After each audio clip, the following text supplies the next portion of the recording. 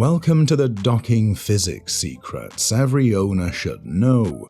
That terrifying moment when you're parking $100,000 of boat that steers from the wrong end while everyone watches.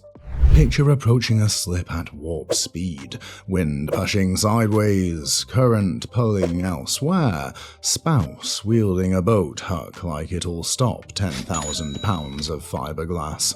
But here's what nobody tells you. Most boaters fight physics instead of using it. They ignore prop walk that could park for them, battle wind instead of sailing in, using space shuttle thrust when a whisper would do. Today we're exposing physics that separates dock crashers from docking masters.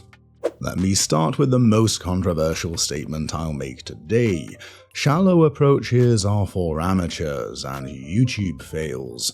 The standard teaching says approach at 20 to 30 degrees, but that's literally the worst angle for maintaining control. You're maximizing your exposed beam to wind and current while minimizing your ability to use propulsion effectively.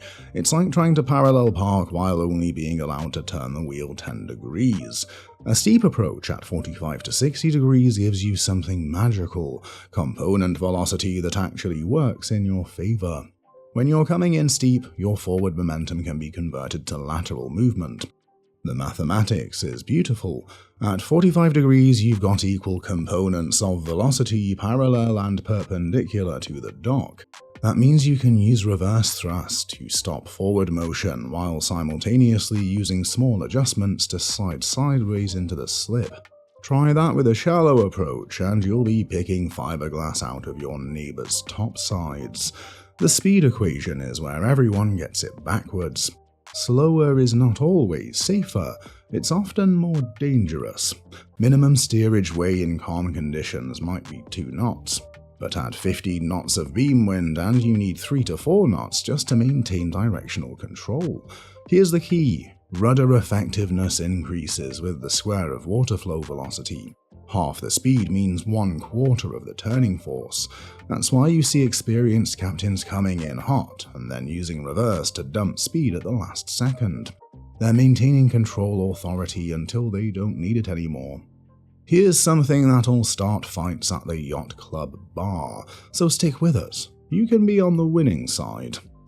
The momentum docking technique, where you come in at 3 to 4 knots and use reverse to stop, is actually safer than creeping in at 1 knot. Why? Because you've got positive control the entire time. At crawling speed, you're a passenger hoping conditions don't change. At proper approach speed, you're the captain actually controlling your vessel. The kinetic energy equation, half mv squared, means you need more reverse thrust to stop, but modern engines can generate that instantly. The pivot point dynamics is what really separates the pros from the weekend warriors. Your boat doesn't rotate around its center. It pivots around a point approximately 1/3 back from the bow when moving forward, and 1/3 forward from the stern in reverse. This means when you're approaching a dock, putting the engine in reverse doesn't just stop you, it swings your stern in the direction of your choosing or even prop configuration. On a right-hand propeller, clockwise rotation when viewed from astern, reverse kicks the stern to port. It's not a bug, it's a feature, and once you understand it, you can use it to parallel park like you're on rails. If you're realizing your docking technique might be based on luck rather than physics, hit that subscribe button and ring the bell, because what's coming next about wind and current will completely revolutionize how you approach every dock. Trust me, this gets even better. Here's where I'm going to completely flip your understanding of docking dynamics. Wind and current aren't obstacles to overcome. They're free tugboats if you know how to use them. The problem is everyone's trying to fight these forces instead of making them do the work. It's like trying to walk up a downward escalator when you could just turn around and moonwalk. Let's talk about ferry gliding, the technique that makes you look like a wizard to other boaters. When you're crossing a current to reach a dock, most people aim straight at their target and get swept past it. That's Newtonian mechanics laughing at your optimism. Ferry gliding means pointing upstream at an angle that exactly cancels the current's lateral component. The resultant path takes you straight to your target.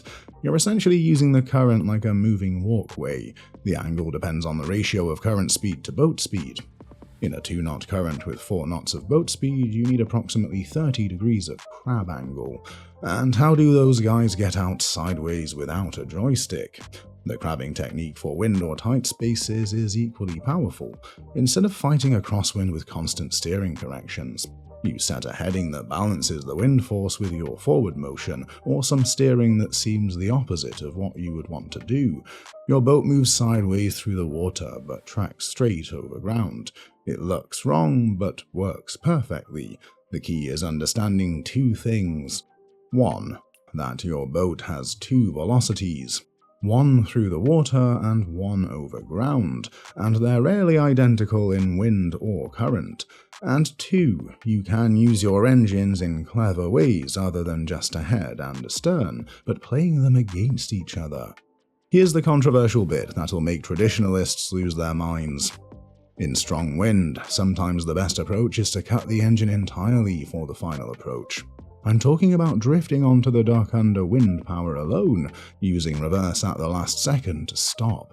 Your boat's windage, the aerodynamic profile above water, creates a calculable force using the drag equation. For a typical 40-foot boat, 20 knots of beam wind generates approximately 300 to 400 pounds of lateral force. That's like having a bow thruster you didn't pay for. The spring-line wind docking technique is pure mechanical elegance. You motor past your slip with a spring line ready, secure it to a midship cleat, then let the wind push your bow or stern in while the spring line acts as a pivot point. The mechanical advantage means 20 knots of wind becomes a precise positioning tool instead of a docking nightmare. You're converting uncontrolled lateral movement into controlled rotational motion using the dock as a fulcrum. Current docking requires different thinking entirely. Unlike wind, which affects your topsides, current affects your underwater body with forces that can exceed your engine's ability to overcome. A 2-knot current on a 40-foot boat with a deep draft can create a surprising amount of force. That's why docking against current gives you control. You've got water flow over your running gear even when stopped relative to the dock. Docking with current is like landing a plane with a tailwind. Possible, but requiring double or triple the stopping distance and perfect timing. Let me destroy a myth right now. Twin engines don't automatically make you a docking god. I've watched twin-screw cowboys destroy more gelcoat than single-engine sailors because they're using brute force instead of finesse. The capability of differential thrust is seductive. Opposing engines create pure rotation without translation. You can spin like a top. But here's what nobody mentions. That same capability means you can screw up twice as fast and in entirely new ways. With twins, you've got something called a force couple. Opposing thrusts creating rotation without lateral movement. The torque generated equals the thrust times the distance between props. On a typical 40-foot catamaran with engines 6 feet apart and 300 pounds of thrust each, you're generating 1,800 foot-pounds of turning moment. That'll spin you faster than a lazy Susan, but it also means ham-fisted throttle work sends you rotating when you meant to slide sideways. The single-engine reality is actually elegant engineering. Yes, you've got prop walk, that sideways thrust component from the propeller's rotation creating asymmetric flow, but that's predictable and usable. A right-hand prop walking to port in reverse becomes your parallel parking assistant. The trick is understanding that this lateral force varies with RPM squared, but only linearly with prop diameter. A larger propeller at lower RPM gives the same effect with more control than a smaller prop at high RPM. Here's the controversial truth. A skilled single-engine operator can out-dock a mediocre twin-engine driver every single time. Why? Because singles force you to understand momentum, timing, and hydrodynamics. You can't power out of mistakes. You have to think 3 moves ahead. It's chess versus checkers. Twin engines are forgiving until they're not, then they're just a faster way to hit something expensive. Now, if you think prop behavior and wind dynamics are complex, wait until you hear about Mediterranean mooring, where you're basically doing a handstand parking job with an anchor involved. But first, drop a comment about your worst docking disaster. We've all got them. And make sure you're subscribed, because the techniques coming up will literally transform your docking game. Mediterranean mooring. Stern to with an anchor deployed is where docking becomes properly three-dimensional. You're not just managing lateral and longitudinal forces, you're creating a dynamic tension system between your anchor road and shorelines while backing up in a crosswind. It's like parallel parking while juggling flaming torches. The approach requires calculating multiple variables simultaneously. You drop anchor at a distance equal to 2 to 3 times your boat length plus the water depth, then reverse toward the quay while paying out road. The anchor road creates increasing resistance that follows both the rope's elastic properties and the catenary curve of any chain. As you back down, you're balancing engine thrust against road tension while maintaining directional control with whatever steerage you can manage in reverse. Here's what defeats most people. The anchor road creates a centering force that increases exponentially with offset distance. Move 1 foot off center line and you might get 50 pounds of centering force. Move 3 feet off and you're fighting 200 pounds trying to pull you back. This pendulum effect means small initial errors compound rapidly. The solution? Set your anchor slightly upwind of your intended position, letting wind push you to center as road tension builds. The ground line alternative, running lines from your stern to fixed points ashore, changes the mechanics entirely. Now you've got a static tension system instead of a dynamic one. The mechanical advantage means you can winch yourself into position regardless of conditions, but you've also created loads that can exceed your cleat's working strength. A 40-foot boat with ground lines tensioned to 1,000 pounds each creates combined forces that can rip inadequately backed cleats right out of your deck. The stern anchor technique for keeping your boat perpendicular to the dock essentially creates a 2-point moor, with 1 point being mobile, the dock. The load distribution means your stern anchor only needs to hold about 40% of the wind load to maintain position, but it eliminates shock absorption from swinging. Every wind gust and passing wake translates directly into peak loads on your dock lines and ground tackle. Spring lines are the most misunderstood and underutilized docking tools in your arsenal. These diagonal lines running from bow cleats aft or stern cleats forward create mechanical advantage that turns your boat into a lever with the dock as a fulcrum. The concept is simple, but the application is artful. A properly rigged forward spring, bow to dock cleat aft, prevents backward movement while allowing controlled pivot around the attachment point. The load distribution depends on the angle. At 45 degrees, you're getting approximately 75% of the line tension as both forward restraint and lateral restraint. But here's the magic. When you power forward against a forward spring with rudder turned toward the dock, you create rotational moment that walks your stern in. The torque equals your propeller thrust times the perpendicular distance from the prop to the pivot point. The single bow line departure technique is practical seamanship that looks like showing off, but is actually safer than any other solo departure method. You rig a bow line from outside all stanchions back to your helm, remove all other lines, then power forward with full rudder away from the dock. The boat pivots on the bow attachment, swinging the stern out. Once you reach 45 to 60 degrees, center the helm, shift to neutral and release the line. Momentum carries you clear while the release line runs freely. You've used rotational energy to create translational motion. It's angular momentum conservation in action. Breast lines, perpendicular from boat to dock, are the amateur's solution that creates the worst loading conditions.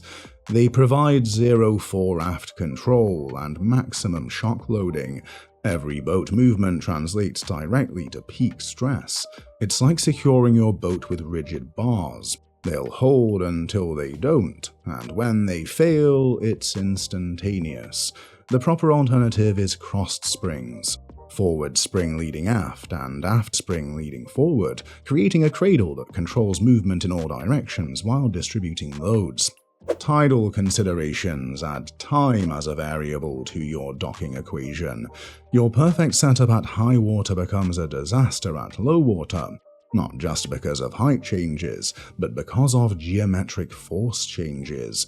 As your boat drops below dock level, those nicely horizontal dock lines become diagonal lifting forces, trying to suspend your boat from its cleats. The geometry change is significant. A dock line that's horizontal at high tide might be angled 30 to 40 degrees at low tide. That means what was 100% horizontal restraint becomes 87% horizontal and 50% vertical. Your cleats, designed primarily for horizontal loading, are now experiencing lifting forces they weren't engineered to handle. The solution involves either floating docks, which eliminate the problem, or sophisticated line management with sliding attachments on vertical pilings. Here's something rarely discussed. Tidal current patterns in confined marinas create rotating eddies that can spin your boat unpredictably. The hydrodynamics involves boundary layer separation, basin oscillation, and flow acceleration through restrictions. Understanding the timing of these current reversals lets you dock with assistance instead of resistance, using natural forces to your advantage. Sometimes the physics stops cooperating and becomes your adversary. Engine failure approaching a dock turns docking from a controlled approach to a barely managed collision. The key is understanding that momentum is conserved. You can redirect it, but can't eliminate it without opposing force. The controlled contact technique uses your boat's inherent stability and fender system to absorb impact energy progressively. By approaching at minimal angle with maximum fender contact area, you distribute impact force over time and area. The impulse momentum theorem means extending your contact time from 0.1 seconds to 1 second reduces peak force by 90%. It's the difference between a punch and a push. Using your anchor as an emergency brake requires understanding that holding power develops progressively with scope. Dropping anchor 50 to 75 feet from the dock and letting road run gives you increasing resistance that peaks just as you reach the dock. It's like having progressive braking that gets stronger as you slow. The mathematics involves integrating drag force over distance, complex calculations but simple execution. Dynamic positioning systems using GPS and bow-stern thrusters are already available for boats over 50 feet, and the technology is rapidly moving down market. These systems use real-time position feedback to maintain location within inches, essentially turning your boat into a hovering platform. The control algorithms involve Kalman filtering, proportional integral derivative control loops, and predictive modeling that would have required room-sized computers decades ago. Joystick docking systems from Volvo Penta, Mercury, and Yamaha are becoming standard on new boats over 35 feet. These systems coordinate engines, transmissions, and thrusters to allow intuitive control. Push the stick left, boat goes left. The computational power required to translate simple joystick movements into coordinated thrust vectors happens thousands of times per second, making previously impossible maneuvers routine. Understanding docking physics isn't about impressing people at the marina. It's about transforming the most stressful part of boating into a demonstration of applied science. Every approach angle, every spring line, every use of prop walk represents principles that turn chaos into control.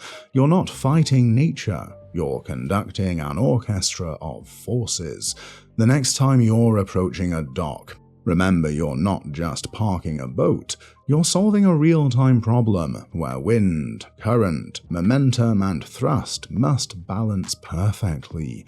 Master these principles and docking becomes not something to survive, but something to savor, one perfectly executed maneuver at a time. If you've learned something that'll save your gel coat, smash that subscribe button like you're hitting reverse before a collision. Ring the bell for more physics that'll make you a docking legend. Comment below with your worst docking disaster or your best docking trick. Did wind become your friend, or did prop walk save the day? Share this with that friend who thinks more throttle solves everything. They need physics, not horsepower. Until next time, keep your fenders down and your physics sharp.